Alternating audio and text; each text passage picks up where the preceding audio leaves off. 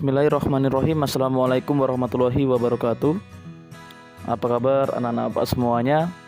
Mudah-mudahan Anda semua dalam keadaan sehat dan kita semuanya dilindungi oleh Allah Subhanahu wa taala. Baik, dalam rangka pembelajaran di rumah akibat dampak pandemi virus corona ini, maka dari video ini Bapak akan memberikan materi bab 6 mengenai semangat dan komitmen kebangsaan untuk memperkuat negara kesatuan Republik Indonesia. Ya, kita tahu bab 6 di sini merupakan bab akhir ya di kelas 8 yang akan kita pelajari. Nah, apa saja yang akan kita pelajari? Di sini ada 3 konsep yang akan kita pelajari pada bab 6 ini. Materi yang pertama yang akan kita pelajari adalah makna semangat dan komitmen kebangsaan. Yang kedua, arti penting semangat dan komitmen kebangsaan untuk memperkuat negara kesatuan Republik Indonesia. Yang ketiga, peran tokoh masyarakat akan pentingnya semangat dan komitmen kebangsaan untuk memperkuat negara kesatuan Republik Indonesia. Baik, langsung saja kita mulai. Untuk konsep yang pertama, yaitu makna semangat dan komitmen kebangsaan. Pada konsep yang pertama ini kita akan mempelajari terlebih dahulu hakikat semangat dan komitmen kebangsaan. Nah, anak-anak Bapak tahu tidak apa arti dari semangat ya? Arti dari semangat itu adalah kekuatan, kemauan, gairah untuk bekerja dan berjuang. Itu arti dari semangat. Sedangkan arti komitmen yaitu perjanjian untuk melakukan sesuatu serta tanggung jawab. Ya. Itu tadi arti dari semangat dan komitmen. Setelah tahu pengertian dari kata semangat dan komitmen, maka langsung kita gabungkan pengertiannya.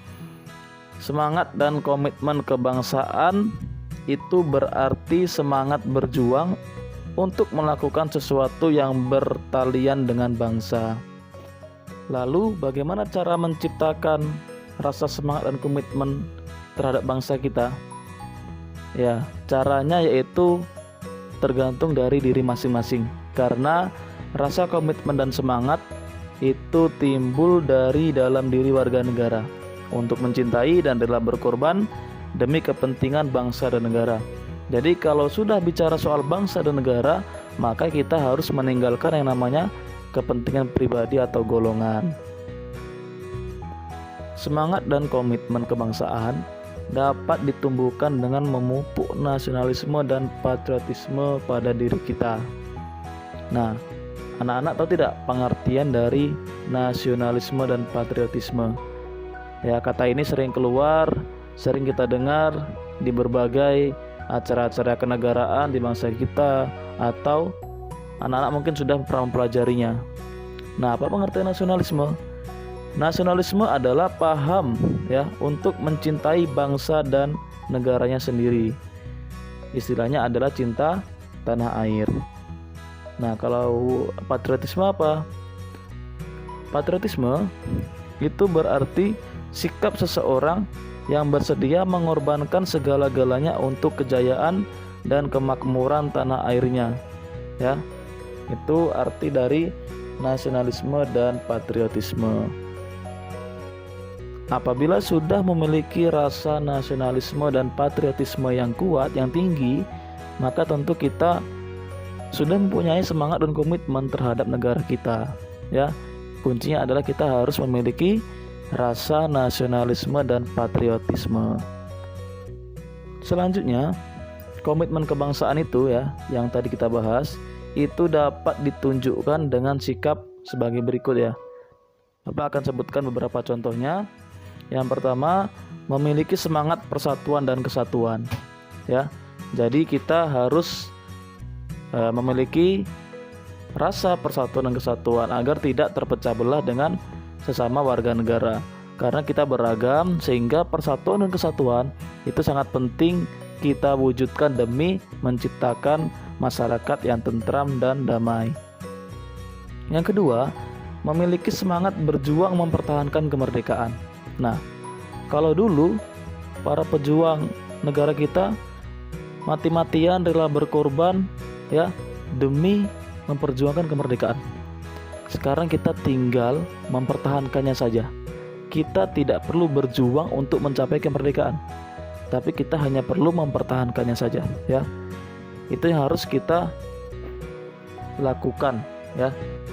Yang ketiga, mendukung dan aktif agar tercapai cita-cita bangsa, yaitu adil dan makmur. Jadi kita juga perlu berpartisipasi aktif dan juga mendukung. Jangan kita selalu protes terhadap kebijakan pemerintah. Ya, protes perlu. Kebijakan yang salah kita kritisi. Tapi kalau kebijakan itu bagus, siapapun pemerintahnya, kita harus dukung dan kita harus berpartisipasi aktif.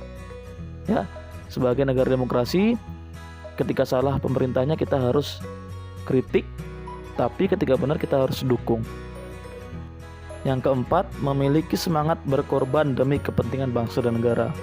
Ini yang tadi kita bahas, ya. Jadi kita harus memang benar-benar rela berkorban demi kepentingan bangsa dan negara. Lupakan dulu kepentingan pribadi, lupakan dulu kepentingan golongan. Ya, kita harus mewujudkan kepentingan negara kita supaya negara kita jaya dan maju ya, seperti itu. Baik, kita lanjut ya.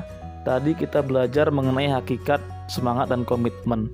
Nah, sekarang kita ke materi berikutnya, yaitu perkembangan periode semangat dan komitmen kebangsaan. Jadi di sini kita akan mempelajari periode-periode apa saja yang kita lalui berkenaan dengan semangat dan komitmen kebangsaan. Yang pertama, periode sebelum pergerakan nasional. Nah, jadi pada periode ini di sini pada masa kerajaan ya. Jadi pada waktu itu sudah muncul semangat dan komitmen pada bangsa kita, pada pahlawan kita yang melawan penjajah atau bangsa asing.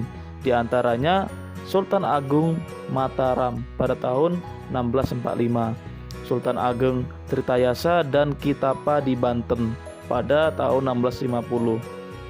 Ada juga Sultan Hasanuddin di Makassar tahun 1660. Ya, mereka berjuang demi kepentingan bangsa dan negara melawan penjajah. Ya, sampai ya akhirnya mereka wafat. Pahlawan kita pada waktu itu yang lain juga tetap melanjutkan perjuangannya dalam melawan penjajah. Periode yang kedua yaitu periode pergerakan nasional.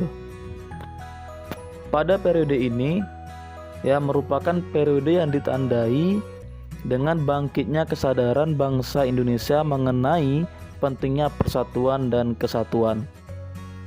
Memang pada periode ini belum menghasilkan kemerdekaan bagi negara kita, tetapi pada periode ini merupakan pembuka jalan. Karena apa? Karena di sini sudah menunjukkan rasa persatuan dan kesatuan. Kalau periode tadi, periode pada masa kerajaan ya, itu mereka berjuang itu masih kedaerahan. Nah, kalau periode ini sudah bersatu. Ya, dengan terbentuknya organisasi-organisasi Budi Utomo, Serikat Islam, bahkan Muhammadiyah termasuk di situ, ya. Dan juga pada periode ini ada peristiwa penting yang diberi nama Sumpah Pemuda, yang dimana mereka berikrar demi persatuan dan kesatuan bagi bangsa dan negara. Kita lanjut ke periode yang ketiga, yaitu periode masa pendudukan Jepang. Ya, jadi tadi pada periode sebelum pergerakan nasional itu dijajah Belanda, kemudian periode pergerakan nasional itu timbulnya rasa persatuan dan kesatuan. Nah, pada periode ini ya, masa pendudukan Jepang itu kita mulai dijajah kembali. Ya, kita mulai tersiksa kembali. Kita mulai menderita. Ya, dengan diterapkannya sistem kerja paksa pada waktu itu, atau kita sebut Romusa ya. pada masa ini, pada periode ini kita sangat menderita ya, sehingga timbulnya rasa senasib dan sepenanggungan antara masyarakat Indonesia ya, sehingga timbullah dorongan juga untuk merdeka. Pada waktu itu yang paling berkobar semangatnya adalah golongan muda ya, mereka menculik golongan tua Soekarno, Muhammad Hatta ya, ke Rengas Dengklok supaya mereka untuk mempercepat kemerdekaan ya. Jadi kaum muda ini mendesak kaum tua Soekarno ya untuk dipercepat kemerdekaannya. Nah, baru kemudian yang keempat kita masuk ke periode proklamasi dan perang kemerdekaan. Nah, pada periode ini kita mencapai puncak kemerdekaan kita pada tanggal 17 Agustus 1945 yang dimana Soekarno ya, presiden pertama kita, membacakan teks proklamasi yang menunjukkan kita sudah merdeka. Akan tetapi ya, pasca proklamasi, setelah proklamasi kita belum hidup dengan tenang pada waktu itu ya. Nah, jadi Belanda ingin kembali menjajah kita. Dia tidak rela kita merdeka ya, sehingga timbullah perang-perang pada waktu itu melawan penjajah, melawan Belanda. Akhirnya Belanda mengakui semangat dan komitmen kebangsaan rakyat Indonesia pada tahun 1949. Belanda menyerahkan kedaulatan kepada Indonesia. Belanda mengakui Indonesia sebagai negara merdeka yang duduk sederajat dengan negara-negara. Setelah berhasil merebut kemerdekaan, baru kita sampai ke periode terakhir, yaitu periode sekarang ini yang kita rasakan sekarang, yang kita laksanakan sekarang. Jadi namanya adalah periode mengisi kemerdekaan.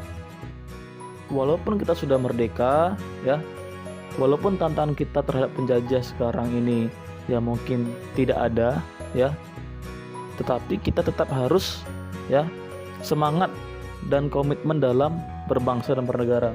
Untuk apa? Untuk menciptakan negara Indonesia sebagai negara maju ya, karena kita sekarang masih negara berkembang, jadi kita harus menciptakan negara Indonesia menjadi negara maju. Tentunya dalam mewujudkan negara maju, kita harus menunjukkan sikap kita, sikap berkomitmen dan sikap semangat dalam berbangsa dan bernegara. Nah, dengan cara diantaranya kita harus bertakwa terhadap Tuhan Yang Maha Esa ya, menjalankan perintah agama. Kita harus bersikap nasionalisme, bersikap patriotisme, kemudian kita harus bersatu terhadap sesama masyarakat Indonesia. Ya, itulah materi kita mengenai makna, semangat, dan komitmen kebangsaan. Untuk konsep yang kedua dan ketiga nanti kita bahas di pertemuan berikutnya, di video berikutnya. Untuk pertemuan ini, pembelajaran pada kali ini kita cukupkan sampai di sini. Kemudian untuk tugasnya, Bapak akan kasih tugas satu saja, tidak usah banyak-banyak, karena Pak tahu Anda semua ini sedang banyak tugas ya. Tugasnya adalah sikap atau tindakan, semangat dan komitmen seperti apa yang pernah Anda lakukan atau yang akan Anda lakukan untuk bangsa dan negara kita. Nah, silakan dijawab, jawab masing-masing. Nah, jawabnya di komentar ya, di komentar dengan menyebutkan format nama, kemudian kelas, baru jawaban. Paham ya? Kalau paham silakan dikerjakan, silakan dijawab. Kalau tidak paham silakan tanya ke Bapak. Ya. Sekian materi kita pada hari ini, pembelajaran kita pada hari ini. Sampai bertemu di pembelajaran berikutnya. Tetap di rumah saja ya, stay at home, dan kemana-mana karena kita sedang mengalami pandemi virus corona. Untuk aman ya, supaya kita tidak terkena virus corona, kita harus di rumah saja ya. Bapak akhiri, assalamualaikum warahmatullahi wabarakatuh.